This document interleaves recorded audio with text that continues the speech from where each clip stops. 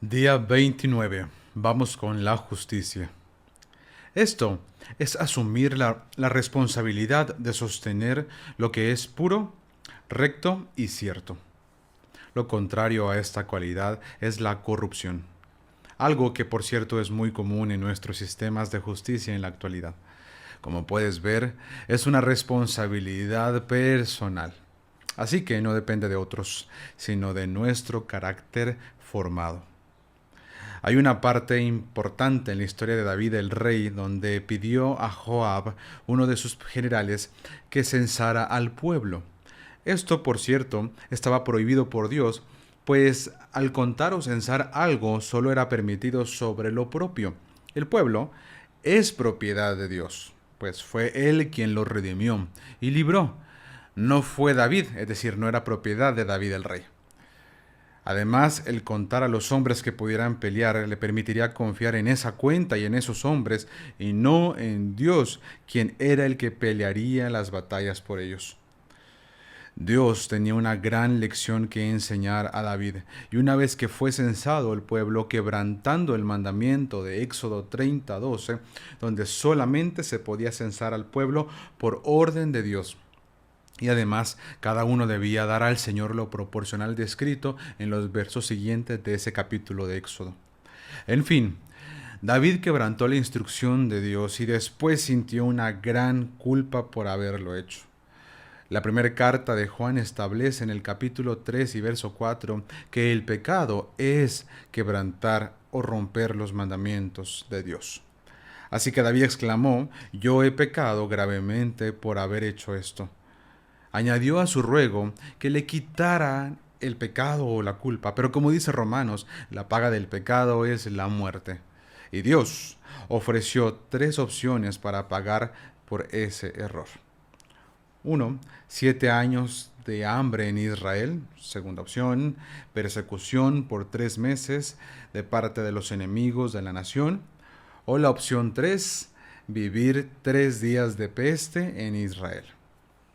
Definitivamente una palabra dura, pero justa. Estamos hablando de justicia.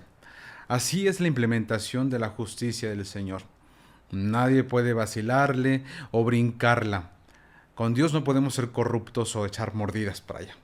El pecado es muerte. La justicia tiene la intención de dar vida a partir de la rectificación, marcando límites correctos por los que necesitamos andar, para entonces vivir en luz, paz, plenitud y, ¿qué crees? Libertad también. ¿Cómo? Límites que marcan libertad. Pues claro, ahí es donde te das cuenta que vivir dentro de sus límites produce vida. Si tú te acuerdas, el hijo pródigo se salió de los límites y estuvo a punto de morir de hambre. David necesitaba entender en dónde estaban sus límites. Y cuando eligió, se inclinó por la tercera opción. Así que una mortandad tremenda que parecía no terminar cayó sobre Israel. David conocía que esto era la justicia del Señor. Como dijimos, era erradicar el mal. Y Dios le permitió a David ver al ángel que pasaba lastimando a la nación. Así que sucedió que David exclamó: yo pequé, yo hice mal. ¿Qué hicieron estas ovejas? Te ruego que tu mano se vuelva solo contra mí y la casa de mi padre. Nuevamente David muestra que asume su responsabilidad completa, como dijimos al principio. No se justificó ni tampoco alegó nada, solo aceptó la responsabilidad. Y el Señor ofreció un mecanismo para concluir con la peste que incluía un altar en el territorio de Arauna. Un varón, quien al ver a David venir, se lo ofreció de regalo, tanto el territorio como los bueyes y todo lo necesario para ese sacrificio. Sin embargo, la responsabilidad de David alcanzó para responderle una de las frases más icónicas que muestran la justicia que David comprendió. Dijo: no ofreceré al Señor holocaustos que no me cuesten. Por precio compraré la heredad, el territorio y todo lo necesario para el sacrificio. Qué tremenda lección de verdad nos deja. El fruto de la justicia en nuestras vidas es la responsabilidad, la cual asumimos cuando queremos formar parte del pueblo de Dios. Como dijimos antes, no solo basta con creer, sino también necesitamos conocer, hacer y mantener esa fidelidad. Esa justicia llega hasta la voluntad de someter mi propia voluntad a la voluntad del Dios, a la voluntad del Señor, sabiendo que su justicia es eso, es erradicar el mal de mi vida. Ese es el deseo de Dios, darnos vida porque el mal pueda ser erradicado de nuestras vidas. Uno de los aspectos más hermosos del plan de restauración es Yeshua muriendo, sustituyendo el mecanismo sacrificial una vez y para siempre, aplicando su justicia para presentarnos justificados, dándonos un tiempo precioso de gracia en la actualidad, donde podemos apreciar su sacrificio para entonces exactamente valorarlo a tal punto de querer obedecerlo, sometiendo nuestra voluntad y caminar en sus mandamientos. Eso será vivir en esa justificación de la cual ya nos impregnó. En la antigüedad podemos notar cómo acercarse a la presencia del Señor es peligroso.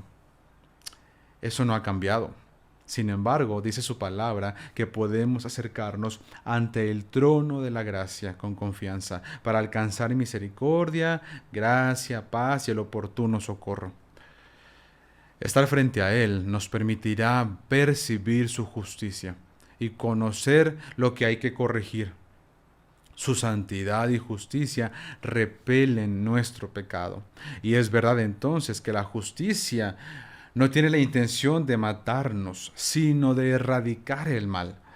Pero si nos aferramos a conservar el mal dentro de nosotros, es donde se pone peligrosa la cosa.